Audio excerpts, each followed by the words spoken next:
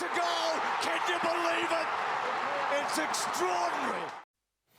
A disastrous weekend for South Australian footy as the pressure rises on Don Pike and Port Adelaide coach Ken Hinkley. All the fallout from round 22 coming up now on your home for footy in South Australia. You're watching Footy SA.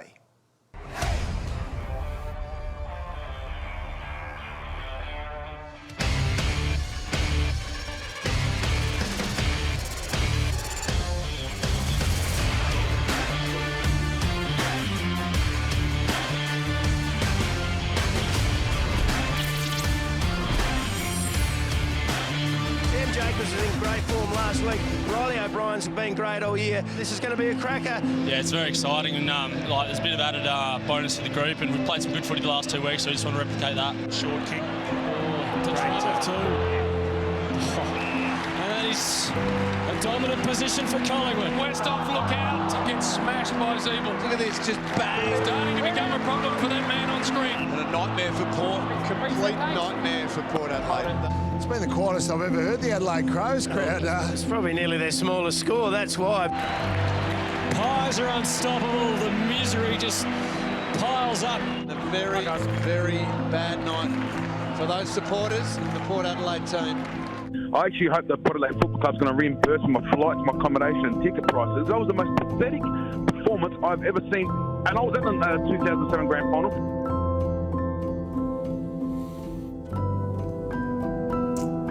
Hard to imagine a worse weekend of footy. Good evening and welcome to Footy SA. Along for the ride is the Adelaide Club champion and Crows legend Bernie Vince. Doesn't get much worse than that. Welcome. I can't think of a worse weekend in South Australian footy than that one just gone.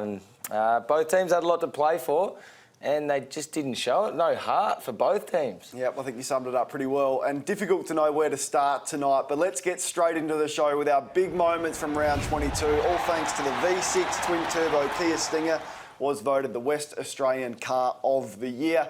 Well, Adelaide was bad, but then Port Adelaide outdid them on Saturday night at Marvel against North Melbourne, and it started in the ruck contest. Todd Goldstein had one of the great games from a ruckman. Laddams and Ryder had no answers. This is all from the first quarter, and it's reminiscent of a training drill, Bernie. Well, it certainly is, and you know, there's been a lot of talk about the ruckman and the right fit at Port Adelaide. They thought last week we spoke about they might have found it, but going off the weekend's effort, certainly still some work to do, isn't there? Yeah, they were smashed. Goldstein had 9 clearances, 34 possessions, 17 score involvements from a ruckman, which is as bad as it gets. Now, Laddams and Ryder, last week we spoke about how good they were against Sydney, but they were rucky against no-names in McLean and a backman in Aaliyah. A lot more difficult. We're going to chat about Scott Lysett, who was in the sample on the weekend, but this vision, it looks like they're literally not trying. I think it's the way they were getting the clearances, and you know, you can forgive them for, first touch and it's a tackle when you're handballing, but they were waltzing out of those clearances, and it's worrying signs for two teams vying for that 8th spot. It is very worrying. North Melbourne had 207 more disposals than their opposition, Port Adelaide. Ken Hinkley spoke about that area of the game post-match. When we're inconsistent, and that's the language you've used, when we're inconsistent, we are very, very poor around the contest, and that's something that we just got to continue to work at. If we look at the players that we played against tonight, Goldstein, Higgins, Cunnington, Zeeble, if you put our names that we've got up against them, you go, well, we're capable of being way better than we were. Now, it doesn't mean we're capable of winning every week. No side in the competition is capable of winning every week. But we are way more capable than the performance we put out there tonight. And he can mention those names all he likes, but Port Adelaide, you've got Boak, you've got Gray, you've got Power Pepper, you've got Rockcliffe, you've got Wines, co-captain. There's some big names in Port Adelaide's mix as well. You've got Ryder, who's an All-Australian best and fairest, up against Goldstein, who's, yes, having a good year, but he's 31 years of age. Like, he's not in the prime of his career. Yeah. So that's not an excuse for Ken Hinkley. No, this team was coming off kicking 1 goal the previous week as well. Can't forget about that either. So, I mean, yeah, worrying signs. So much to play for in 8th spot. Could have pretty much shown up a finals berth, which would have been significant for a frustrated supporter base and a young club, but they didn't deliver, and part of that reason was Ben Brown. He dominated with 10 goals. Now, God help the back line of Port Adelaide with the ease of which this ball came inside 50. Yeah, well, it's hard, isn't it, with unpressured inside 50s are ones that sometimes you just can't defend them without having extra numbers back. And I mean, he had an absolute day out. He just doesn't miss, does he? He only needs 10 shots. He'll kick 10 goals. I think he kicked, was it 10-1? Yeah, something unbelievable. His career best by 3. His previous best was 7. And kicking 10 in modern footy is basically like kicking 15 from the 90s when Tony Modger and Jason Dunstan and Wayne Carey were running around. But as I said, Tom Cleary, Tom Jonas, Justin Westhoff were helpless, really, with the ease in which that came under in pressure. Let's talk about both the coaches, because you get the feeling the landscape in South Australia is starting to turn against both Don Pyke and Ken Hinkley, as the supporters have basically had enough. Who do you think is under more pressure out of the two coaches in South Australia? I think they're on par. And I had to get out of Adelaide, honestly. There were riots in the street, cars on fire. Yes. I thought, I have to get out of here or I might join in. Yeah. I might start lighting stuff up.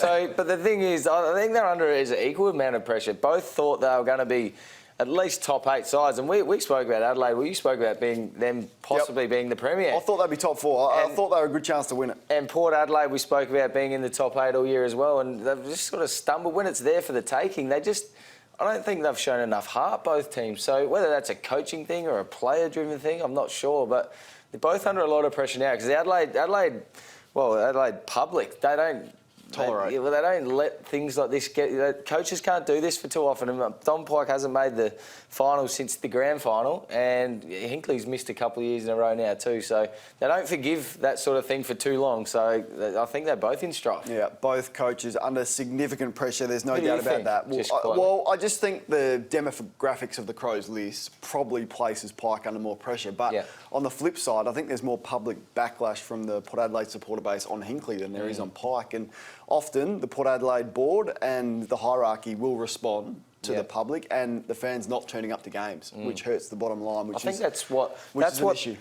supporters want to see, or members want to see. They want to see the club doing something about it. So whether that's a restructure of some other coaching roles or it's the head coach, they want to see people doing something. Others, that's what they do. They don't turn up, and they haven't turned up. We're going to talk about Adelaide's list and the big changes that could be afoot at the end of the year. I know there's one game to go, but it feels like Adelaide will miss the finals. Let's look at their ball movement, because Don Pyke, that man, had a poor night from the coach's box on Saturday afternoon, and it was their ball use, their turnovers. I actually thought the way Collingwood set up, and here's an example of it. Look at the ground there. I mean, where are Adelaide going to kick that ball? They were slow, they went backwards, they went sideways, and Collingwood just did this all night. Collingwood able to kick 11 goals, 7 directly from Crows turnovers, which is such a contrast to Adelaide's style of play in 2017. Yeah, I think they were really well planned against from a Collingwood coaching perspective, and I interviewed a couple of guys after the game, and they both spoke about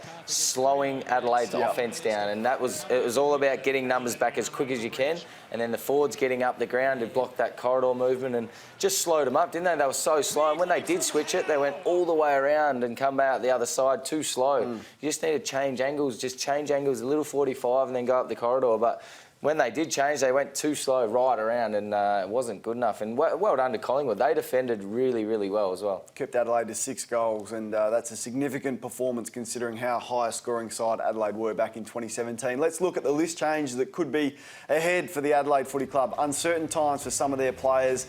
Here's a few names that we think have currency on the list on the open market. Jenkins got 2 years to go.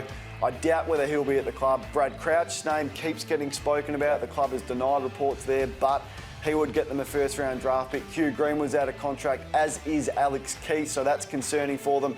Jacobs, they probably move on and he will get a home somewhere else. Eddie Betts, they've committed to. They say he'll be there. And Cam Ellis-Yolman has been cited with that leg injury for about 10 weeks, and at 26, he's probably got some currency as well. Yeah, but was in some really good form before he got injured, so yeah, potentially some currency on the market. But Adelaide have had a history of losing really good players, haven't they, over the years? So hopefully they can retain some of these big names that are really important, especially Keith. I think he's a need to keep him if they can. I think there needs to be a ruthless streak to Adelaide at some point and really overhaul this list, which is getting up there in age. Let's look at the scenario for both sides and what needs to happen in round 23 for them to make the 8. It is still live, but for the first time ever, perhaps Port supporters are barracking for the Crows on the weekend. For them to make it, they'll need the Crows to beat the Bulldogs. Then they'll need to beat Fremantle on Sunday afternoon by more than what the Crows beat the Dogs. And for Adelaide to make it, They need to beat the Western Bulldogs pretty comfortably. Hope Port Adelaide lose, or hope Port Adelaide lose or win by less than what the Crows beat the Bulldogs by. And of course, Hawthorn need to lose against West Coast away as well. It's complicated, but it's still alive. In essence, Port Adelaide fans barracking for the Crows this weekend. That's interesting. I'm going to get my Crows Guernsey out. Yeah, well, you should. Texas Guernsey, I think, would suit you. I'll get Texas Guernsey out. Time for the Kia Top 7. Kia, home to Australia's best 7-year factory warranty. There was some poor highlights on the weekend, but there was also some good, Bernie. There was some, yeah, I'll say some okay things, but I've put some stuff together here. First of all, Robbie Gray, welcome to Little Girl into the World. Congratulations to those two. They're Clementine, second child. Judy. Well done. Note for text from Sebastian. How good was this? I get scared when there are lots of people, but Tex held my hand and I felt good. Well done to Tex and your mate. My mate. Put his Guernsey on Got next 1 week, this to get him on the week. show. What is huge hang time from Charlie from Lockleys Demons. Used to live across from that road. That is a hang. How good's that? Used to live across the road from that oval. Well done. And how about this? We spoke about this last week, the Rip Guernsey. It's up to $800. Why would you want to buy a ripped one? You can't even wear it. He's making money off that. Stupid. I don't know, probably him.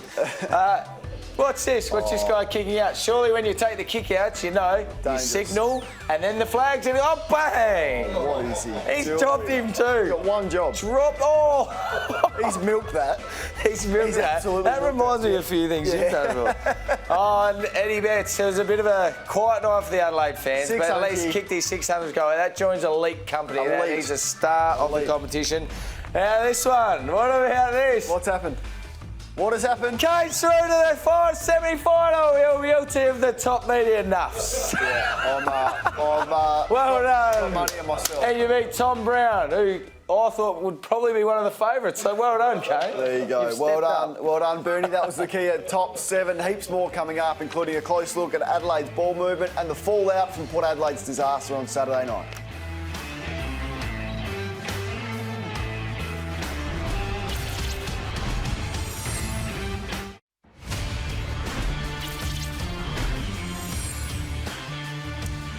Thanks for your company on Footy SA. It's all thanks to Kia, home to Australia's best 7-year factory warranty, and OTR, who are always making life easy. Let's dive into Port Adelaide's disastrous 86-point loss to North Melbourne at Marvel on Saturday night, which is probably going to cost them a finals berth. Now, Chad Corns, my brother and Port Adelaide assistant coach, joined SEN SA breakfast this morning and tried to talk us through it. I hope we never see a loss bad as the 07 grand final, but that one has to be right up there. In terms of what was on the line, you know, we're going to cop the criticism for those selections this week, no doubt, but you know, the previous 2 weeks those boys have been really good. Scotty unlucky, and his form in the Maggies has been very solid. It was horrible conditions at Unley Oval yesterday, but he had a real crack, as all the boys did really yesterday, so I'm sure he'll be spoken about a lot early this week. Do you agree with that? Do you think it's as bad as the 2007 grand final? I actually do. I think it's as bad a loss. Now, there was some big ones, and if you go back, and sometimes you can forget during the Primacy era, but no one was expecting anything from the boys then when they lost. I think we lost to Hawthorn by 130-odd, and biggest loss ever in the club's history. But in terms of the numbers from the weekend and what was at stake and what we all thought, it's as bad as it gets. It was a shocking performance. And for Chad to say that, he also said he was walking off the ground with Dean Brogan, who's the ruck coach, and they both discussed it and said, well, it doesn't get much worse than this. They're going to have to try and turn it around, and one man who could be vital is Scott Lycett. So he probably comes back in. He'll have to come back in. No doubt. That's his day against Sturt. 43 hit-outs, 18 disposals, 7 marks, 7 clearances and a goal. That's 2 weeks in a row. Now, they've got him to the club for a reason, on a 4-year deal, premiership player from West Coast. Big money. You've got to play him. It's just whether they leave out both ruckmen or one. Also, Motlop in some good form as well. So there are options in the SANFL, and you'd hope that Ken Hinkley makes a significant statement. Who do you think comes out if you had to pick one? Well, I think both ruckmen probably come out. I think they might only go with one ruckman. I'm not sure they both deserve a spot from what they served up on the weekend. And then there's the likes of Motlop and some other figures playing. Willem Drew's been in good form in the SANFL. So Xavier Dersma was out injured, so hopefully he will be back as well. Let's look at the votes from the weekend, all thanks to the Repco Authorised Service Centre, your local mechanic with nationwide backing of Repco. Book your next car service at repcoservice.com.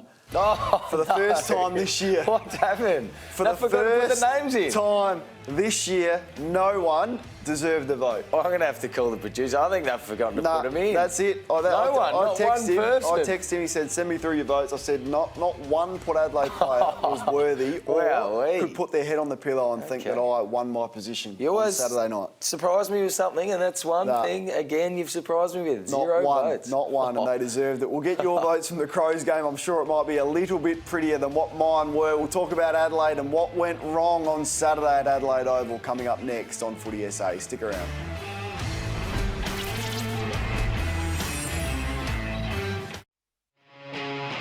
Balfours and footy go together like grass stains on a Guernsey. Celebrate this perfect match. We're giving away a footy every day this season. To share your perfect footy moment, tag Balfours Bakery and use the hashtag #TakeASpecky to enter. Whether meeting your footy hero, Celebrating victory, or taking a specky mark. Balfours and footy, the perfect match. go get 'em.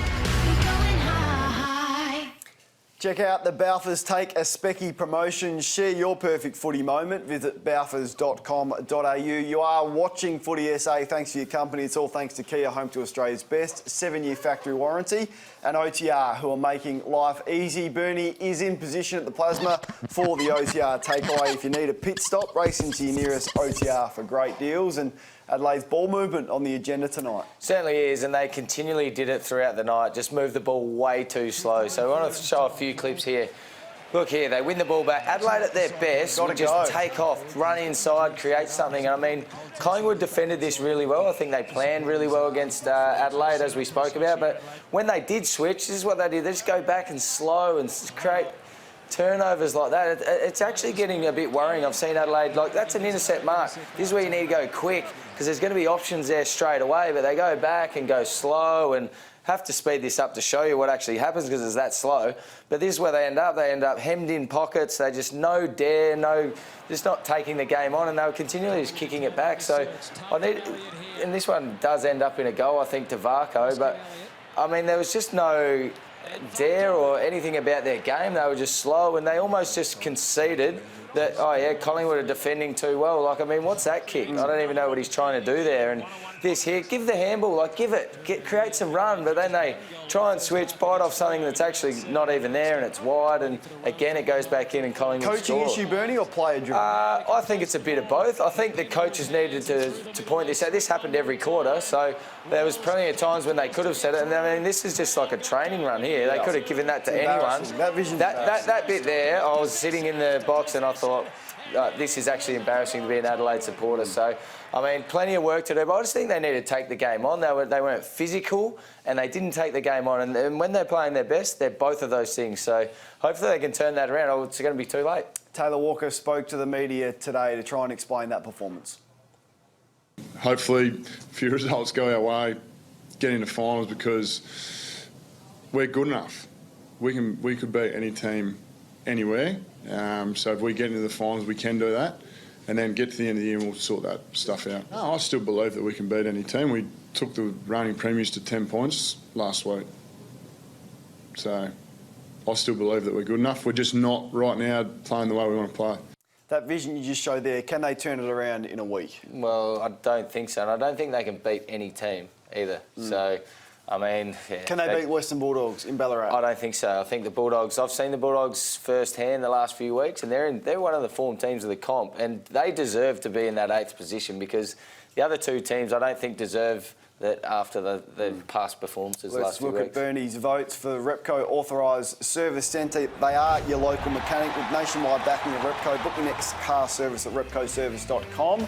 Well, it's a little bit better than mine. Yeah, not a lot better though. And then I had to dig pretty deep to find those two. I thought Talia did a pretty good job in my check, kept him to 6 or 7 possessions and no goals. And Fogarty kicked 3 of 6, so I could go past him. But apart from that, not much else to talk about for Adelaide in terms of personnel that played well. So disappointing, but they're still there. Both of them are still there. Both teams have got a chance. There's still a chance. Now, usually we show you the leaderboard for that Repco Authorised Service Centre Player of the Year. We're going to hold off the votes and just keep it a surprise until the end of the finals. Hopefully, one of our clubs makes it. Now, speaking of the Bulldogs, the Crows play them on the weekend. We've got Bulldogs royalty in the studio. That's Nathan Brown for Sportsbet. Absolute gun from the Bulldogs. Brownie, welcome. Thank you very much, Kane. Massive game down in Ballarat. Very, very cold.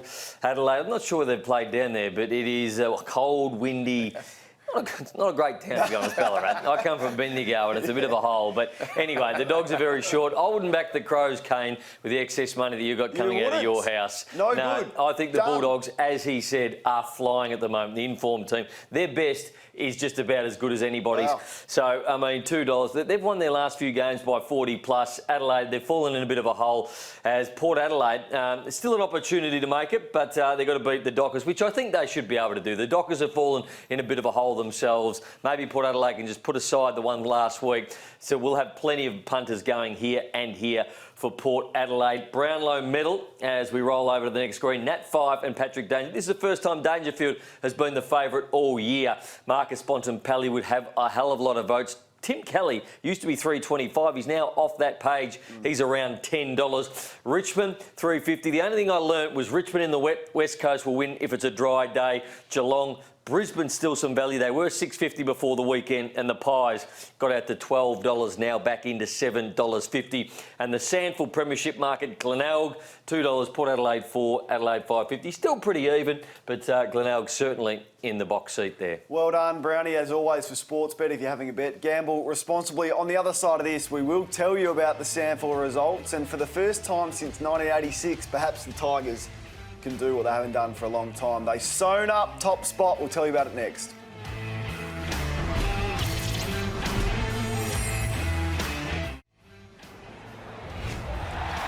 Time now for our Balfours Sandford update by Balfours Pie. For a Sandford ticket, there it is. Visit balfours.com.au. It is getting towards the business end. How good was this? The Tigers have sewn up top spot.